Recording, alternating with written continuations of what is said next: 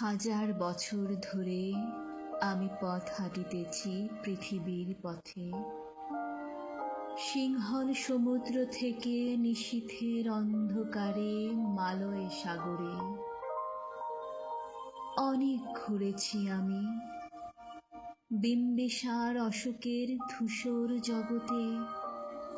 সেখানে ছিলাম আমি, আরো দূর অন্ধকারে বিদর্ভ নগরে। আমি ক্লান্ত প্রাণ এক, চারিদিকে জীবনের সমুদ্র সফেন।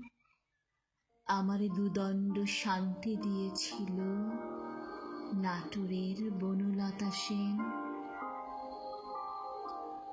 চুল তার কবেকার অন্ধকার বিদিশার নিশা, মুখ তার শ্রাবস্তির কারুকার্য। অতি দূরে সমুদ্রের পর হাল ভেঙে যে নাবিক হারাইছে দিশা।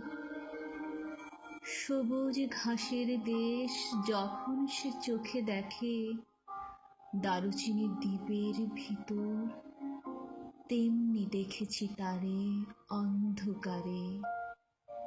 বলেছে সে, এতদিন কোথায় ছিলেন? পাখির নীড়ের মতো চোখ তুলে নাটোরের বনলতা সেন। সমস্ত দিনের শেষে শিশিরের শব্দের মতন সন্ধ্যা আসে। ডানার রৌদ্রের গন্ধ মুছে ফেলে চিল। পৃথিবীর সব রং নিভে গেলে পাণ্ডুলিপি করে আয়োজন। তখন গল্পের তরে জোনাকির রঙে ঝিলমিল। সব পাখি ঘরে আসে, সব নদী ফুরায় জীবনের সব লেনদেন। থাকে শুধু অন্ধকার, মুখোমুখি বসিবার বনলতা সেন।